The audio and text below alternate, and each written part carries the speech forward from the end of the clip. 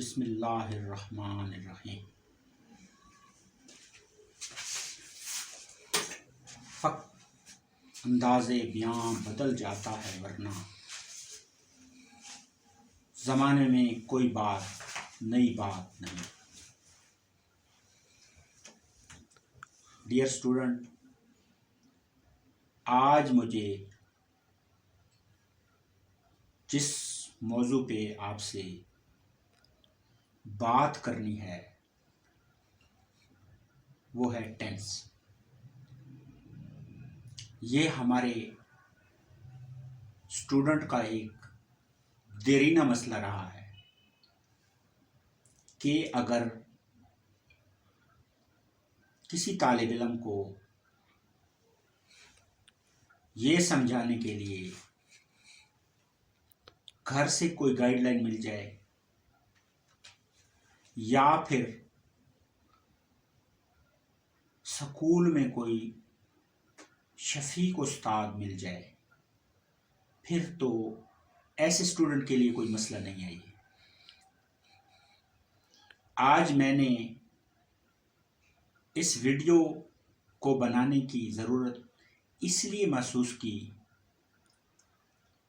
कि हमारे कुछ स्टूडेंट जिनको ये फैसिलिटी मुयस्सर नहीं, तो उनके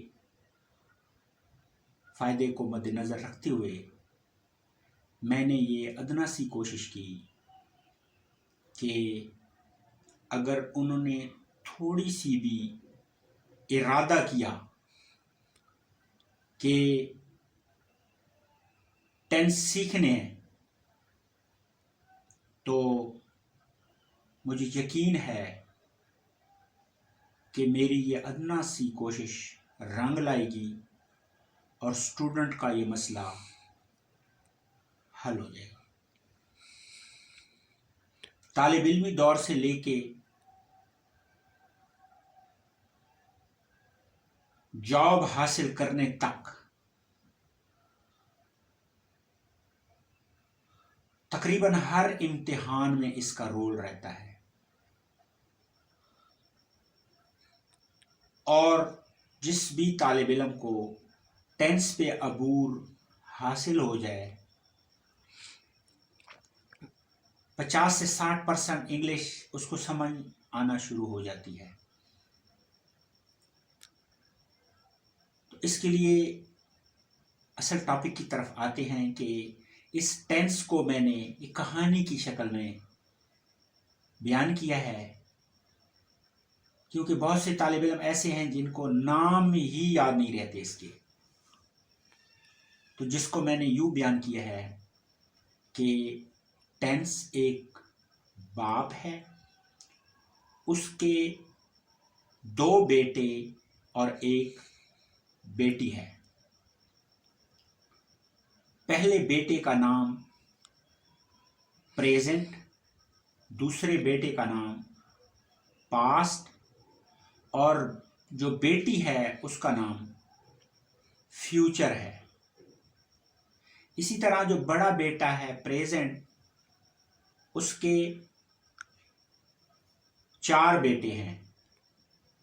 पहले बेटे का नाम प्रेजेंट इंडेफिनिट टेंस, दूसरे बेटे का नाम प्रेजेंट कंटिन्यूस टेंस, तीसरे बेटे का नाम प्रेजेंट परफेक्ट टेंस और चौथे बेटे का नाम प्रेजेंट परफेक्ट कंटिन्यूस टेंस है।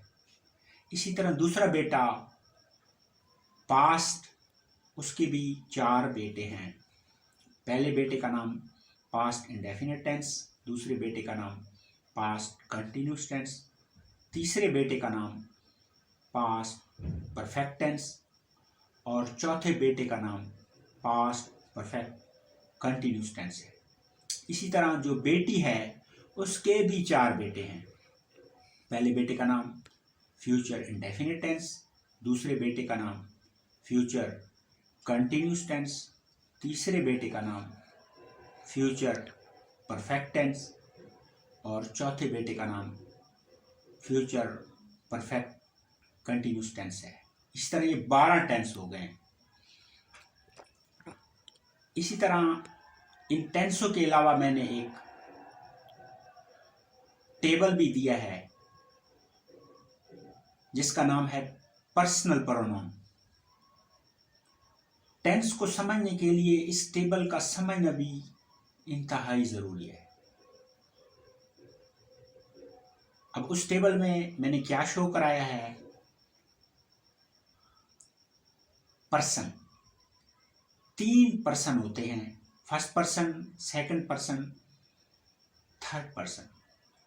अब जो फर्स्ट पर्सन है उसमें मुतकल्लम जो होता है उसकी जो उंगली होती है वो अपनी तरफ होती है, जैसे आई और we. I, my, me, myself. We, our, us, ourself. इसी तरह यही उंगली जब सामने जिससे बात हो रही है उसकी तरफ हो जाए, यू, यूअर, यू, तो ये सेकंड पर्सन हो जाता है। इसी तरह अगर यही उंगली बात मुतकल्लम से की जाए और किसी तीसरे शख्स की तरफ इशारा हो जाए, ही, शी, इट, दे, तो ये थर्ड पर्सन कहलाता है। जिनके बारे में जानना अंग्रेजी सीखने के लिए निहायत ही जरूरी है। इसी तरह इसी टेबल के ऊपर मैंने जो 4 केसेस दिए हुए हैं उनके बारे में भी जब तक समझ नहीं आती तो ये टेबल का समझना मुश्किल है। जिसमें पहला है सब्जेक्टिव केस। सब्जेक्टिव केस क्या होता है? सब्जेक्टिव केस फाइली हालत को कहते हैं, यानी काम करने वाला जो एक्शन एक्ट कर रहा होता है। इसी तरह दूसरी है पोजेसिव केस। पोजेसिव केस क्या होता है? मलकियती हालत। इसमें यह बताया जाता है कि चीज किसकी है, किसी भी चीज का कौन मालिक है।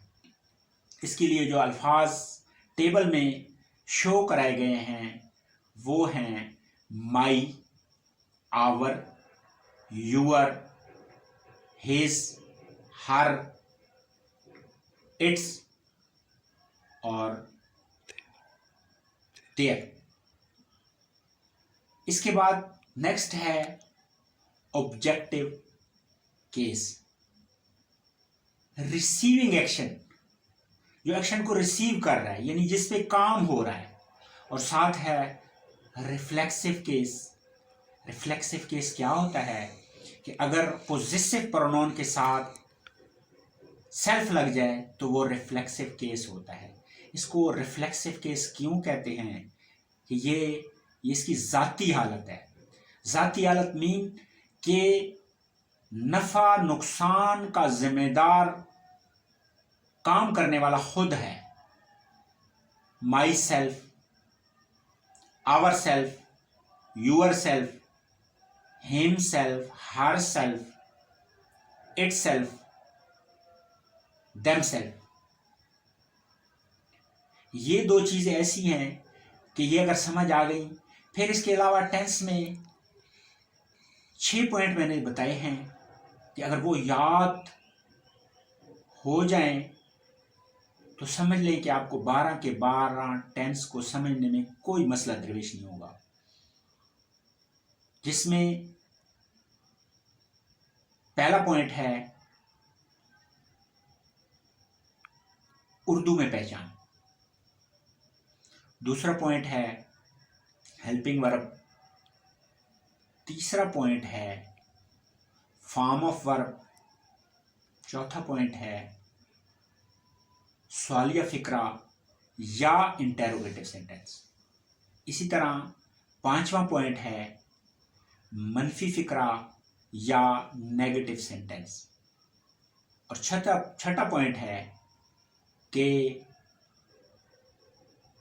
डू या डज किस सब्जेक्ट के साथ लगाना है। जैसे डू के को हम आई, वी, यू, दे और प्लूरल नोन के साथ इस्तेमाल करते हैं। इसी तरह डज को हम ही, शी, इट और सिंगल नोन के साथ इस्तेमाल करते हैं। इसी तरह अगर फिक्रे में ज़रूर का लफ्ज़ आ जाए, जो कि दो टेंसों में स्टूडेंट को प्रॉब्लम रहता है, एक प्रेजेंट इंडेफिनिट टेंस में या फ्यूचर इंडेफिनिट टेंस में। अगर ये नॉलेज नहीं होता तो बहुत से तालिब इल्म ऐसे हैं जो जब इनसे पूछा जाता है तो परेशान हो जाते हैं। जैसे मैं एक फ़िक्र पढ़ता हूँ, वो ज़रूर स्कूल जाता है। अब इसमें ज़रूर की मैनी जब भी आ जाए तो इसमें सब्जेक्ट के बाद डू या डज का इस्तेमाल किया जाता है तो वो ज़रूर की मैनी देता है। He does go to school या मैं ज़रूर स्कूल जाता हूँ, I do go to school. बाकी आज जिस टेंस के बारे में मैं आपको बताना चाहता हूँ वो है प्रेजेंट इंडेफिनिट टेंस। इसमें पहला पॉइंट है उर्दू में पहचान।